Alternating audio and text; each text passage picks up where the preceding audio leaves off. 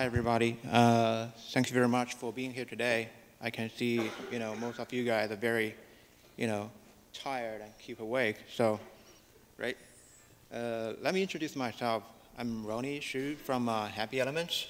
Before that, I actually worked for 3 years in Renren.com in China, which is the largest social networking website in China, and got great IPO recently. And after that, I joined Happy Elements from 2009, and as the product officer there. Okay, so today I'm glad to have the 30 minutes, half an hour time to share with you guys about what we did in the last 2 years on running social games across multiple platforms around the world, say as Facebook, Renren.com in China, Caixin01 in China, Tencent platform, Mixi in Japan, Hangame in Japan, Green in Japan, Cyber, down a lot of different platforms. And as you may know that, running one title across multiple platforms sometimes face a lot of challenge, but I can say it's still very, happy experience. So first, I'd like to go through very quickly about an introduction about our companies, and then I will talk about what strategy we are focusing on, why we are doing it that way toward, publishing our own social games across multiple platforms around the world. And at last, I will share some of the experience, when targeting on running social game across multiple platforms, there are a lot of difficulties, how we solve that. Going back. Okay, so we are a very simple, social game developing company. We are founded in March 2009, so with a very short 2-year history. So currently we are based in Beijing, have 250 people there, and we have a Japan branch office with 20 people in Kyoto. Yeah, why they are in Kyoto? Because after the earthquake, everybody is moving from Tokyo to Kyoto. Okay. And currently we have 5 different games running, on 15 platforms around the world, and including my Fishbowl, which is a, simulation fish rating game. Launch Bar is very popular in Mixi, My Kingdom, and the Pocket Bar. Pocket Bar is actually developed by our, Japan office. It's a kind of feature phone game running on, that flashlight version. And Boss Vegas is our latest title. Okay. So we did quite well in Facebook Taiwan there with the My Fishbowl game. It's the top 1 game in Taiwan in terms of DAU. We have 1.5 million DAU there. And across all the 4 games, we have around 2 million DAU in Facebook Taiwan.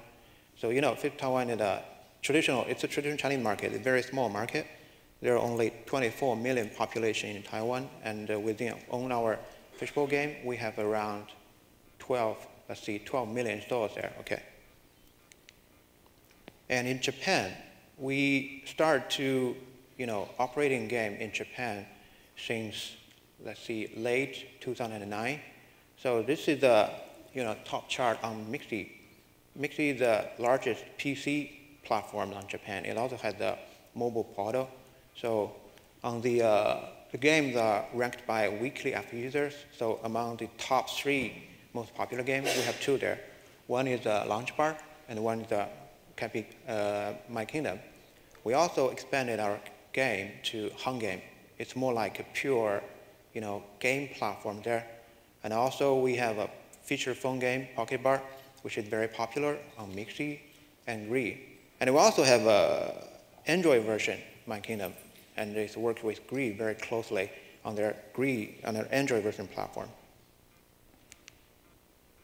Okay, and in China, so following the openness of the giant Tencent with their, like 500 million active users, so we're now working very hard on building portfolio in Tencent platform right now.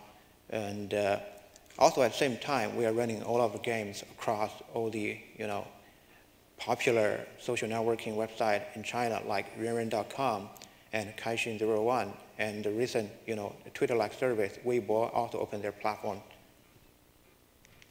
Okay, in Korea, we launched My Kingdom not far ago on sideward and down platform in Korea, and also very popular. It should be top 5 social game in terms of DAU. So, no one actually accessed as many platforms as we do in the last 2 years. We now have games running on Rony.com and Facebook, Mixi in Japan, down in Korea, Vizi in Europe, right? And this is that platform. I don't want to mention that. Okay. And Gree, Netlog, Sideward, a whole bunch of new platforms. And we are integrating to more platforms in the near future.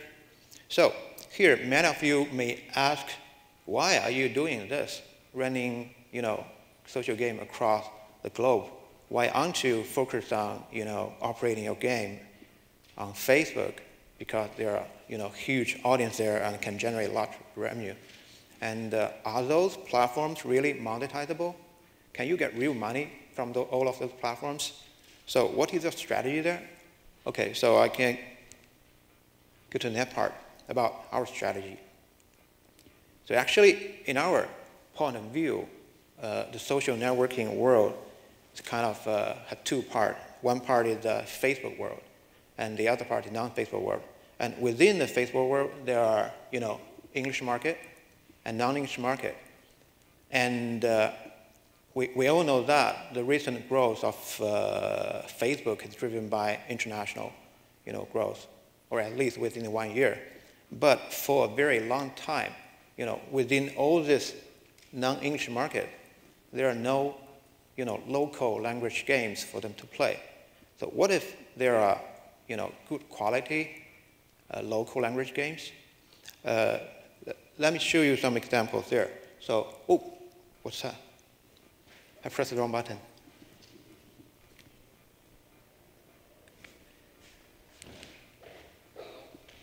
Sorry.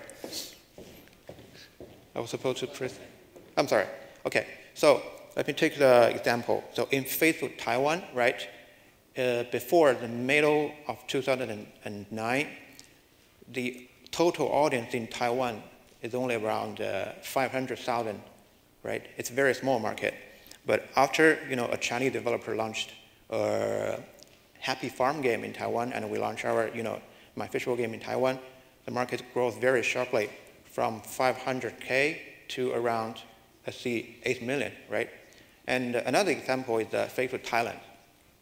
So also a Taiwan publisher published a pig raising kind of game in Facebook Thailand, local language version from last year. And within 3 months, this game reached 1 million daily active user there and can generate very, surprisingly revenue. So, which means actually from all this non-English market on Facebook, there are huge potential there. And also in Japan, Mixi opened their platform in August, seems like August 2009. And after that, within 1 year, the traffic almost tripled. And a lot of developers rushed into the market, PC market, right? And Japan is a very, very, very, very unique market. Their total registered users in Mixi, DNA, and Gree are around like 60 millions, right? Yeah, right. But the ARPU is relatively very high. So we see some kind of ridiculous ARPU with our My Kingdom game on Mixi. It's like 40 cents per DAU. So the market is very, can help you to, build up very great revenue stream there. And also in Japan, things are very different. 80%, maybe 70 to 80% of the traffic actually come from mobile, right? So Mixi is only a very small PC platform. So think about it. What if the smartphone, exploded in Japan, and how gonna the market be? So the prediction for that social game market in Japan will be something like US $3 billion in 2014, which is a really big market. And China. A lot of people here may think about China as a very different place, have huge number of users, right? They have a large population and a lot of different platforms there, and the ARPU is relatively lower, and the platform split a lot, right? from 20% to like 70% by the platforms. But after the Tencent start to really open their platform to the developers, they have something like 500 million monthly active users on their Qzone platform, and also they have 100 million what's like peak concurrent user in their IM client, so which is a huge user base. And also, they are, with Tencent opening their platform, so developer can very easily get better deals, because before that, maybe Tencent gonna charge you 70% because they have huge users. But after that, a lot of developers and the platform are gonna open their platform, so developer can easily get better deals from the China market. Okay. So also we can see 3 times, like triple growth by 2013 total market. Yeah. So generally speaking, in our point of view, they're not only Facebook, right? And beyond Facebook, there are far more users open to developers. So you can run your business and run your game on. Like VD, Greece, Sour, they have huge amount of users. And very interesting things in China happen. We can see that, the giant internet company who has huge traffic, like Baidu, that, who is the biggest, search engine company, they also want to build up a platform and try to open that to developers. Yeah. So what if we can run our game at the same time on all of the platform, or maybe most of the platform, which means we can have much more revenue at the same time, because this equation here, we can have huge revenue, much more revenue than you only operate your game on single platform, right? Yes, it's true that some of the platforms may not monetize that well. For example, Facebook conquer Europe right now, and traffic in Studio VZ and or the local platform are going down. But think about it. What if it's like extra money for you if you can run your game on those platforms with a very low cost or even no cost? Why don't you give it a try to launch your game there? It is a little bit like a long tail thing, but it only makes sense when you can have that long tail part when you have very low cost to distribute or operate your game on those platforms. Actually, it's like a couple of $1,000 more per day, means nothing to Zynga. But what if you can have a couple of thousand per day from several small platforms at the same time, which also means great, to small developers like us. But the key question is how to reduce the cost to run or to distribute your game across those multiple platforms around the world. Okay, this is part 3. So we know that connecting or distributing your game to multiple platforms sometimes is a totally nightmare to most of the developers, because we all know that the API policy is totally different. Facebook has the Facebook API and maybe Awkward, and VZ are using open social like API, and some platform in Japan. Yeah, in Japan, China, they're developing their own API, which is totally a mess. And if you want to do things fast, like we have the same experience. When we launched our fishbowl game in 2009, and at that time a lot of market, it's a blank market, it's very easy to go in. We want to save a lot of time, so we branched the code and to get it into that platform, but which caused a huge disaster. I'll show you. Yeah. So actually, the cost is huge if you want to, branch the code and integrate to single platform, right? Because it may cost you, around 1 to 2 weeks to integrate to one single platform and do the QA things, and probably going to take you another week to integrate with all the, local payment channel there, and also QA things. But it's not the worst thing. The worst thing is that if you want to operate the game, if you want to update the game, because you have maybe 4 platforms there, you can have 4 different branch code. It's going to take you over 2 weeks to deploy one single update across all the 4 platforms, which is going to cost you huge time and resource. The engineers in a studio are going to complain a lot. I can do nothing for iteration. I can do nothing for the game mechanics. The only thing I can do is merging. Merging the code from one branch into another thing, and which is going to lower down the speed of the studio very much. So what we did to solve the problem, actually we have this, the GIP tank.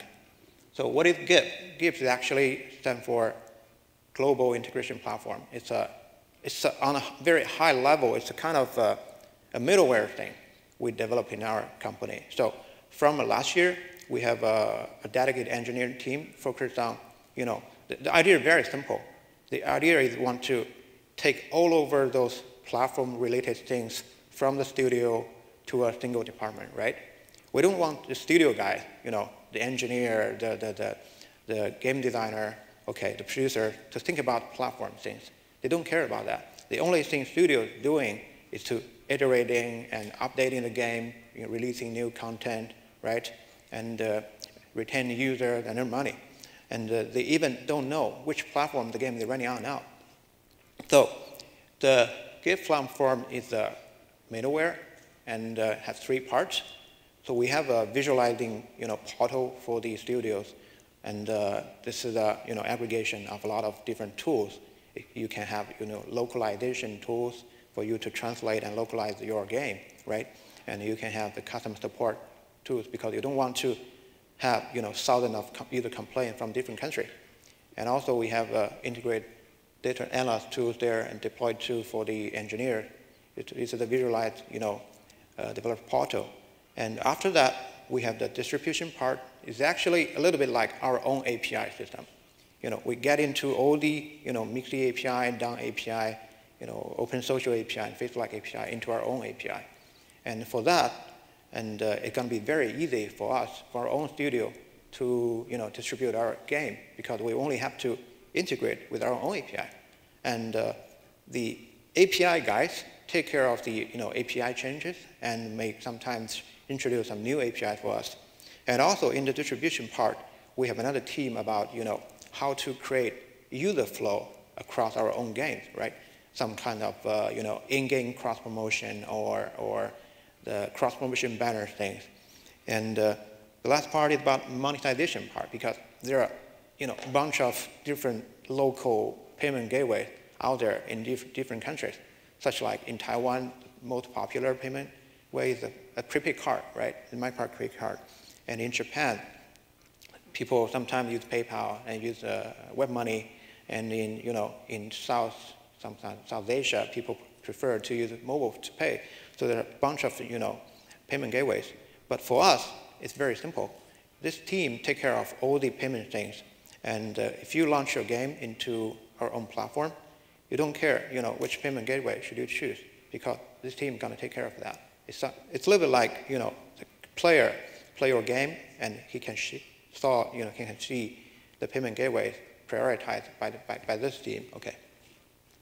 So with this is what My Kingdom is doing right now. The game was launched sometime last October, and we integrate My Kingdom directly into our own GIP platform. It's only cost 1 week, and after that, it seems like press a button, and the game is technically running at the same time on global platform. But yeah, it's an ideal case, but the real case is that we launch the game to each single platform one by one to reduce the risk, right?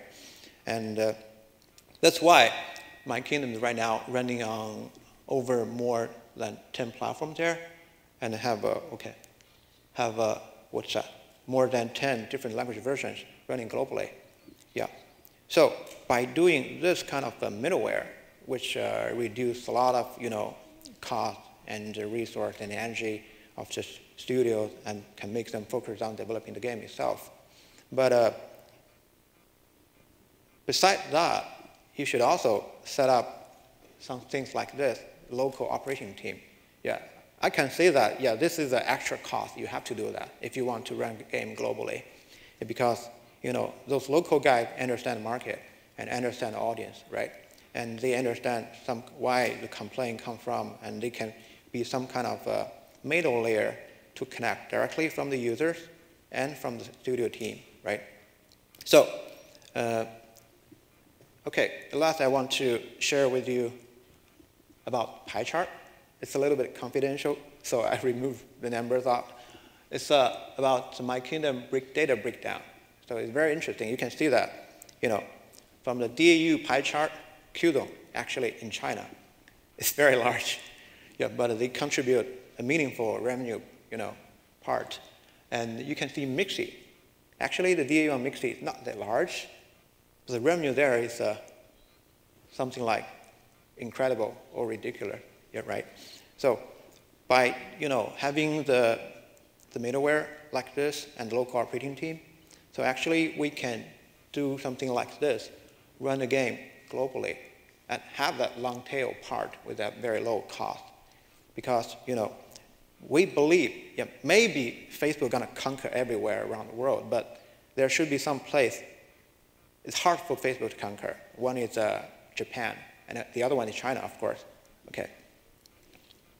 All right. And the free advertising time. Okay. So if by having this middleware, so we are very open to work with any developers who want to go into Asia, the Japan market or China market, because Chinese market is a very, very interesting thing. As the foreign company, you cannot operate a game in there. This is a government regulation thing, right? So if you have this kind of interest, I think we can talk after this. And I have my colleague Mike over there, who is our BD director here. Okay, so thank you very much. And if you have any question, I'd be very glad to answer your question here.